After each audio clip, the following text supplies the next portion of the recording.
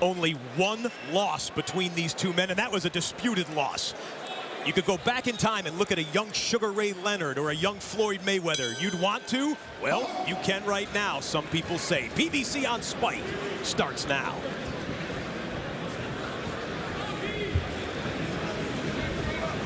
Errol Spence says, everyone sees me as a top prospect. Hopefully, after this fight, they see me as a contender. Those are strong words at 147. So many great fighters in that weight class. Guys like Keith Thurman, Sean Showtime Porter. He wants to be in that class. And rightfully so. I think he's headed that way. But again, he wants another impressive performance tonight to really thrust him to the top of that division, right below, right there with the contenders. Right. Jimmy Antonio got to give the superlatives on Errol Spence Jr. What have you seen it when you studied tape? What I like is his combination ability. He almost never just throws one punch. He works the body very well, and he's extremely patient. That's what I look for in an up-and-coming fighter, patience. He's been called a ferocious body puncher.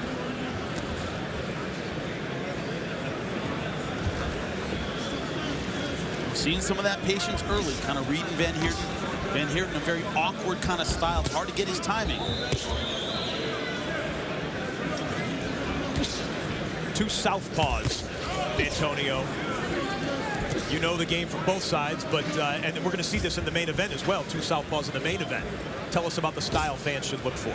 Well, right here, it's just like two conventional fighters fighting. I mean, they're faced normally to each other, so there's really not any big difference that they're going to have to make any adjustments for tonight because they're both southpaw. And the strong hands is behind him. I think it makes the jab a little bit more of a factor when you're not facing an opposite stance. Got to use that jab, that lead hand. And so far, Errol Spence winning that battle. Very sharp with the jab. Van Heerden lowering his hands and stuck his head out there, almost a little bit of a taunt. He told us that early on in the fight, we should look for him to be comfortable. When he gets comfortable, he almost looks cocky in the ring sometimes, he said.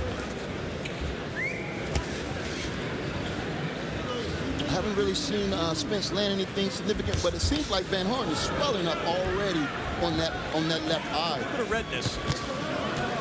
That'll add to it, although Van Heerden shakes his head as if to say no. I think it's from that jab. He's sticking it out there effectively. Spence has landed it a few times. I think that's what's calling that redness around the eyes. And I like the fact that he's starting out with the jab. You know, if you can't hit a guy with a jab, it's going to be hard to hit him with pretty much anything else. So that's the mark of a guy that really went to school on boxing.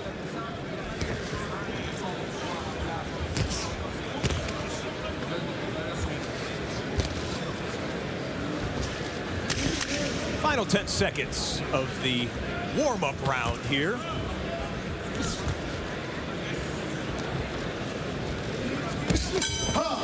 Spence seemed to have gotten the better of it. The fighters touch gloves as they go to their corners. We'll be right back.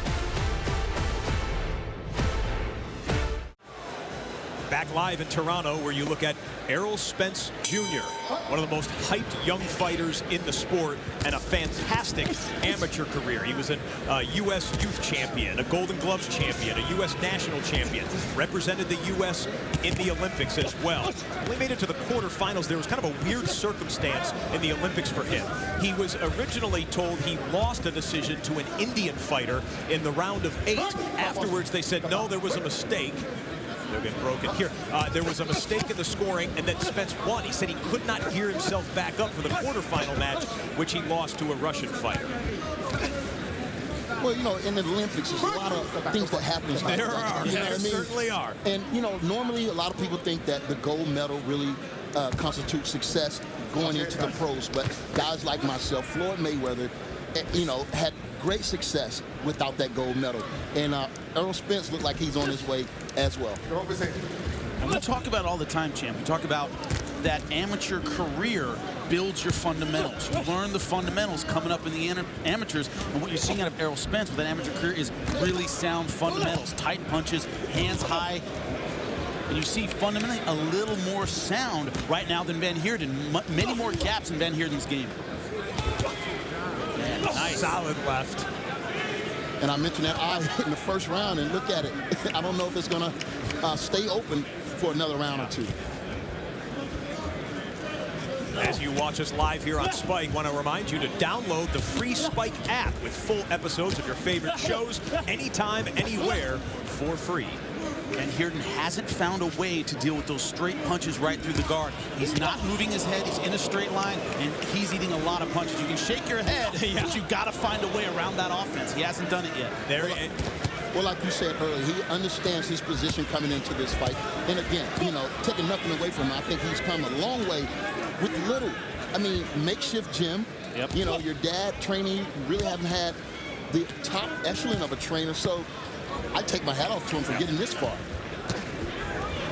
Errol Spence looks very comfortable now and is just using a bevy of different punches to penetrate the defense of Van Heerden. All right, now it's target practice. Van Heerden has to find a way to get around this defensively because right now he's getting eaten up. Went for the kill shot. Yeah, you saw with that left hand. Spence is thinking about hurting him now. He's been setting him up with the jab. Now he's loading heavier punches. I think he's been thinking about hurting him about 2 months. But he's patient, setting it up in the first round with a solid jab. Now he can land some power shots like that. Left hand. Okay, Van Heerden wants to wiggle out of it, but the crowd reacts to that. Now, what do you make of it, guys? When a fighter comes back and Van Heerden has dropped his gloves and kind of chicken-necked his head out there as if to say, no, that didn't hurt me. It's the exact opposite. As we come to the end of round 2, I'll let you get your comments in after that. But those punches, undeniable for Errol Spence. Well, we're back. So far, it's been precision out of Spence and a little bit of histrionics out of Van Heerden. What do you make of that, fellas? Well, if you're going to mug and clown, you better be Pernell Whitaker. You better have some defensive skills to make the guy pay for coming at you, and we haven't seen it yet from Van Heerden. No, if Heerden's going to make this a fight, he's going to have to get Errol Spence out of his comfort zone. He's going to have to make this, I normally don't say this, make this a dirty fight. They'll be broken here by referee Alan Hudgens. Yep, lost a mouth guard there, so Van Heerden gets it back in and will continue. Yeah, and for the fans at home, that doesn't mean low blows. It means dirty, ugly, the kind of fight that isn't about timing and technique, because Errol Spence has that. Yes, he does. Oh, and that snapped back Van Heerden's head. Missed him by an inch. You want to talk about Spence's power as we've seen it from a few different punches here. There's a legend from the gym. When he was the sparring partner for Adrian Broner, the 30-2 former multiple world champ. The legend has it, Spence knocked out Broner in a sparring session. Spence has been asked about it before, and he won't deny it. He just says that's what they say. You can neither confirm nor deny anything that happens in sparring. That's a rule in the gym. Everybody knows that. That means it happened. Yeah, it means it happened. CompuBox says, as your own eyes tell you, that accuracy and volume heavily in favor of Spence. Poor form to brag about that. It's a good sparring partner. Step back, step back, step back. Let it go, Chris. Let it go. Let it go, Chris. Box. Look at that smile. He's feeling it right now. He really knows that those shots are effective, very effective, and those body shots is breaking his tree down. When we met with him yesterday, there was confidence, there was some maturity for even a young man at the age of 25, but there was not any flamboyance or in my mind, overconfidence. He knows where he is in his career. He knows what he has to do. I think he knows he's still developing. This fight, part of his development. Well, he's got Van Heerden up against the ropes. But he's no games, all business, aggressive. I mean, man, I'm trying to find a loophole in this game, and I just don't see it right now. You know, Van Heerden very confident. He'd sparred with Canelo. He'd sparred with Miguel Cotto. Not lightning fast fighters, bigger fighters, hard hitters, but not guys who are going to throw combinations with this kind of speed. I think he's having trouble adjusting to the speed of Errol Spence at welterweight. Man, and he's not moving, he's not dancing. He's in there trying to land, punishing shots, and he looks beautiful. Look, Van Heerden is a guy who kind of squints when he fights anyways. Those squints are actually very thin right now. Yes. There is some swelling. He's squinting whether he wants to or yes, not. There you go. That's what he needs to do. He needs to make it a very, very tough fight for Spence. Keep him in the corner. Coming up on the end of round 3, a fight that all three of us think has been dominated by the man in red, white, and blue. So okay, that he's boxing. We're back. As you look at the graphic in the lower left of the screen right there, the U.S. team from the London Games really showing out in their professional career so far. Combined 120-1 with Errol Spence Jr., the most successful so far with 17 wins against no losses. By the way, the one loss was Rashid Warren. About a month ago, Rashid went down in defeat. All the other U.S. Olympians from 2012 clean in their pro careers.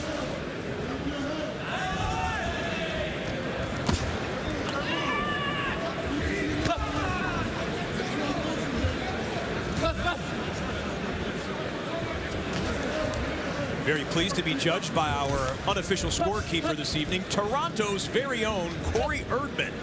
Calling it a clean sweep. No surprise. 3 rounds to none for Errol Spence Jr. You look at Van Heerden, he's playing on the outside, moving. That's not where he's going to be successful. That's not the dirty, ugly fight that he needs, champ. No, that's in Errol Spence's phone booth. I mean, that distance range, that's where he loves it at. He's got to crowd him right here in the corner, and he doesn't do that. He backs off, ends up in the center.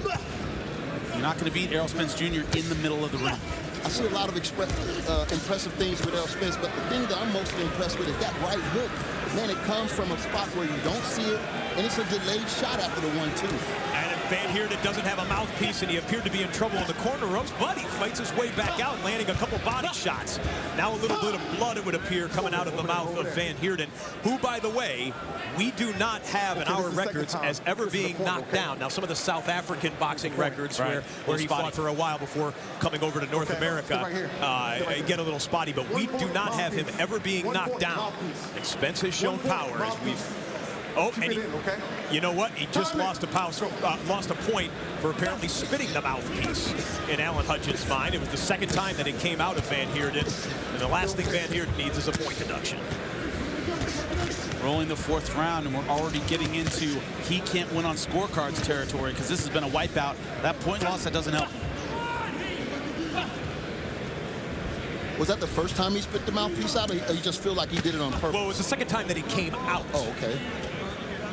It's pretty quick to take away a point. If it comes out, it comes out. But if he did it intentionally, then that's the Well, obviously, he wouldn't deduct unless Hudgens felt that he spit it the second time, maybe the first time as well, but it was the second time that they had to stop the fight to put it back in. Sharp jab. Boy.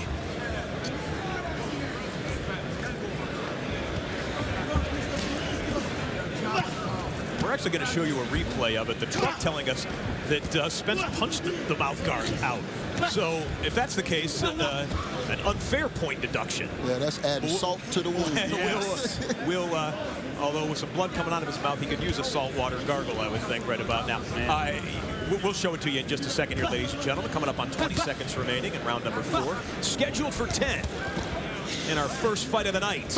Great to be with you for another episode of Friday Night Lights Out here on Spike. Antonio, last night at dinner, you and I were talking about southpaws with great jabs. There aren't many out there. Errol Spence doing a lot of damage with that sharp lead hand. Great jab. Well, the referee said that Van Heerden spit it out.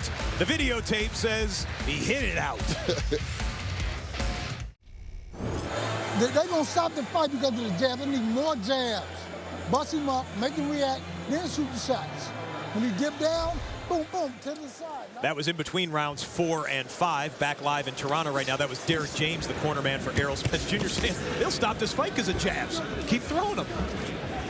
I agree completely. I think that's been the key to the fight. That sharp jab of Errol Spence Jr. And just to clean up what we showed you at the end of round 4, you think that was a legitimate point deduction or no, Antonio? No, not at all. Not at all, because he knocked it out with a jab. That's all part of the fight.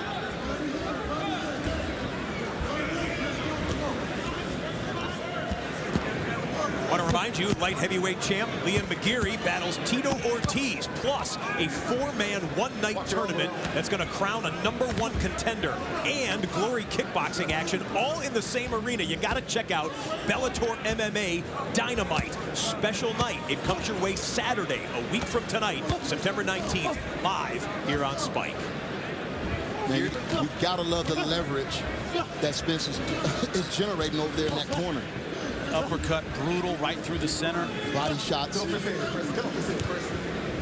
The problem is Van Heerden thinks he can protect himself by keeping his hands high, but Spence is going right through the middle. He's not moving his head at all. It's an easy target. It's just the volume of punches. They're coming from everywhere.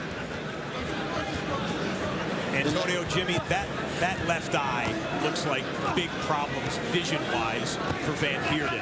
You'll see it again in just a moment here.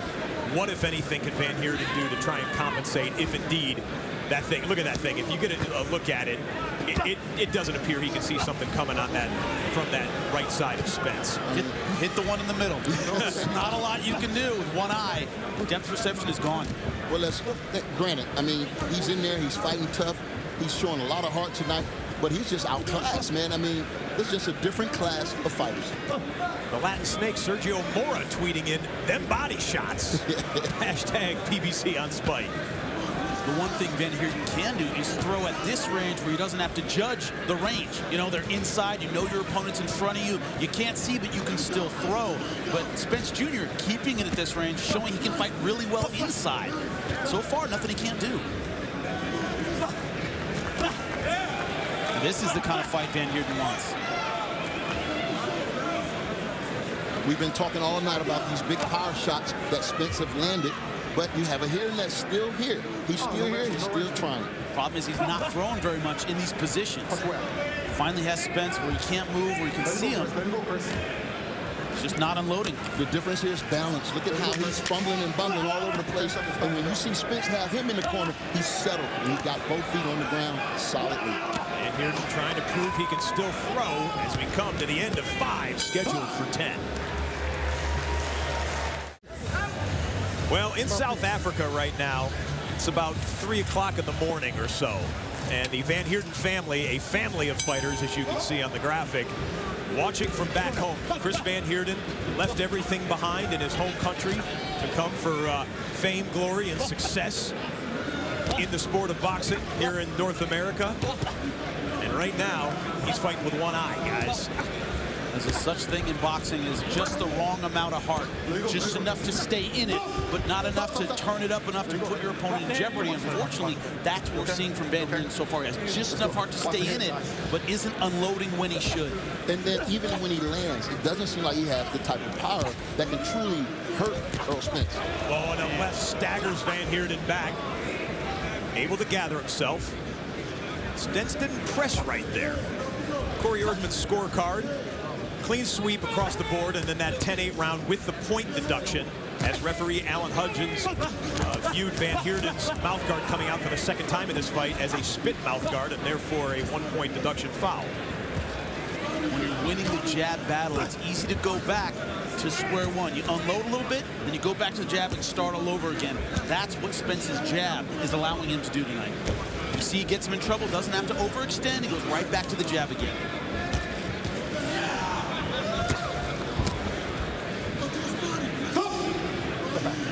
Step back. Box. We heard earlier from Errol Spence's trainer, Derek James. James told us in the fighter meeting that we'll see a good fight if Van Heerden can go rounds. Well, we're in the back half of the fight right now. Hasn't been scintillating yet. Scintillating for James's guy for sure. One thing you're not seeing from Spence is the sense that he's putting a whole lot behind any one punch. His gas looks good. He's fighting at an even pace, even though he's unloading on Van Heerden. It doesn't look good for Van Heerden in the late rounds. Okay, Chris. All right. If you want to do it, back it up. You're the man in the ring. Stop. Don't move. Step back. Box. Yeah, a heavy bag when you hit it, it moves too, but that doesn't mean stop hitting it.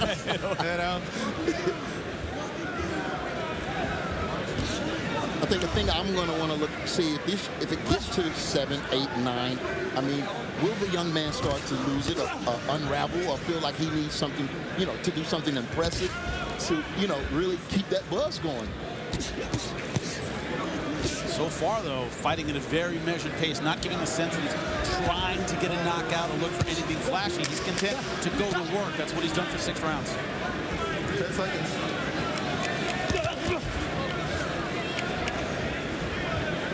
Ha! You would think, as we finish the round, that Van Heerden's not enjoying himself. He's trying to convince himself otherwise with his body language. Chris Van Heerden with a badly swollen left eye. Antonio, Jimmy, percentage of how much vision he has out of that left eye right now. Zero. if you're lucky, 10%. Wow. You can barely see anything out of that thing. That uppercut has been vicious all night long. Love it. And when it's not that, it's the jab right on that eye. And what makes that jab so effective is even when you're setting up, you have to start over when that jab hits you. You got to start over every time. Van Heerden, okay, waving in Spence. Still feeling for the rope there. Talking to him. Again, Van Heerden has never been knocked down in his professional career. Not that we could find in any of our researcher records going back to his fights in South Africa as well. Spence, loving to get a big showing here tonight, which he's piling up the points for sure. Might start feeling like, let me get a knockdown in here to flash on the highlight reel. And that's what I was touching on, you know, because in the back of his mind, he's thinking like he's watching himself right now, saying, am I being impressive enough, or do I need to put a stamp on this? Well, if he's going to get a knockdown, it'll come from the power punches. CompuBox has it this way, almost 50% landing for Errol Spence Jr., 112 of them by their count, compared to just 26% for Van Heerden.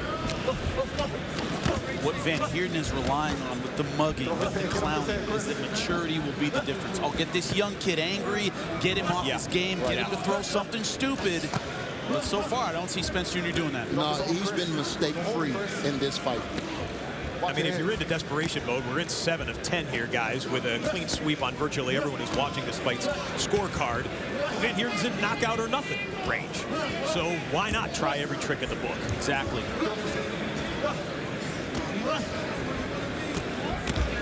Wow. Oh, and down he goes for the first time in his career.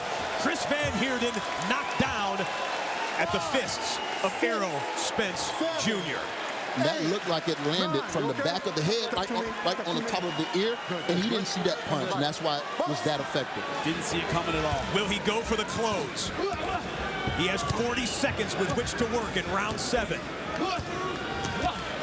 Have to remember, it's round 7. He's been eating punches this entire time. All that damage soaking in. I don't think that was the hardest shot he's been hit with tonight. It's just after all the damage he's taken, it's not going to take much. And again, that body... and that's a low blow, I believe. Nope. No, he's calling it a knockdown. Alan Hudgens starting the count. It could have been low, but it looked like a clean body shot. I could be wrong. Okay. Time out. This is...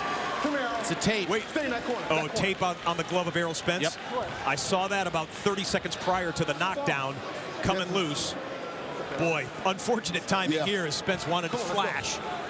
Time in. Yeah, he's ready to go. Just seconds remaining here. In fact, 10 seconds remaining. Oh, and what? Oh, you know what? The clapper went, and he thought it was the bell. And that shows you the mental state of Chris Van Heerden.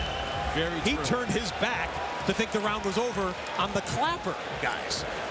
He's rocked and he's hurt. First time you ever really been down. You got to wonder now if the corner's going to send him out. Give me the water. We're going to look at the replay of the second knockdown. Come on, Chris. As I thought originally it might be called a low blow, but it looked like it was a body shot You're in great shape. right at the belt, perhaps, You got to give it to him. that sent Van Heerden down twice. You want to stop? No. Are you sure? No. Okay. Okay, here's the first knockdown, fellas. Short left hand, like you said, right behind the ear. That's a knockout shot. Takes your equilibrium right away from you. Wake up, baby. Come on. And you got to dig. Hands up. Stay off the ropes. Stay off the ropes. Beautiful. And that body shot. In the middle of the ring. And it was a delayed reaction. It takes a while to get all the air out. And here at the end of the round, listen. Oh, well, okay, the clapper went, Van Heerden turned his back, and still had about 5-6 seconds to fight because it was the 10-second clapper. On the left side of the screen, we bring it back full. We are now into round number 8. And Errol Spence Jr. has been as advertised. Although Van Heerden landed 2 or 3 good shots. and once again, the mouthpiece. This is Spence's mouthpiece, however. Got knocked out by one of those sharp shots we saw early in the round. Let's see if a point will be taken for this one. Yeah, I don't think so. And I don't think it would make any difference if it did.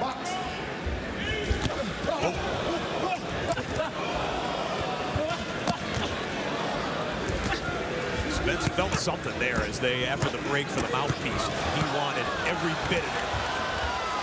And Spence feeling it.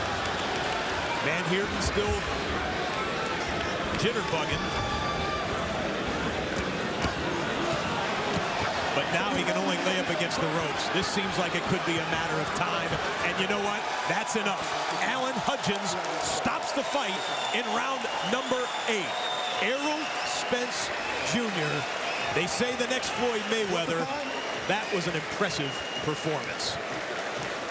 You and I, champ, looking for flaws throughout this fight. Looking for something to say, here's what I would improve. I didn't see much. Not much at all. I mean, looking at the fact that he's going to have to improve on opponents, he's going to have to start moving his head a little bit more, and maybe a little foot movement, foot action would be good. Boy, Spence, after Spence lost his mouthpiece, he was like, okay, enough's enough. Dove back in, and it didn't last much more than 20 or 30 seconds after that break. Van Heerden just holding on for dear life. And I think that was a very intelligent stoppage. Van Heerden had seen enough.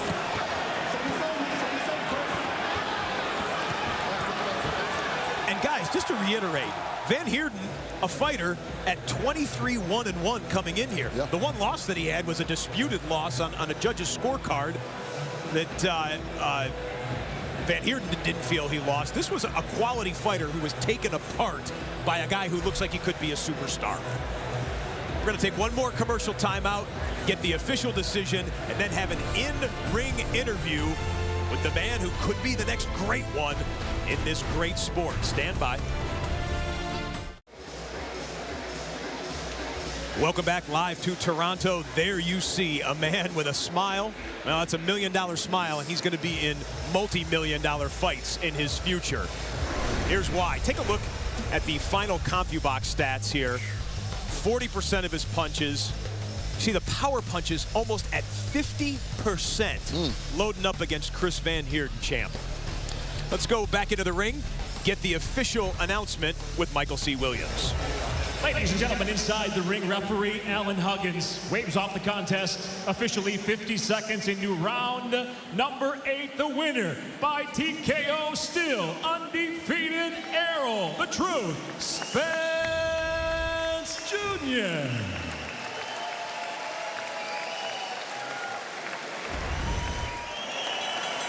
Well, he said he wanted to come into this fight as a top prospect. He wanted to leave as a contender. Is he ready for a top 10 fight in your mind, Antonio? I think a top 10, definitely the bottom half. But hey, he's ready. You know, Intercontinental he mentioned. I mean, that's right up his alley. But I mean, by the end of next year, he's ready to take over the sport as well as the welterweight division.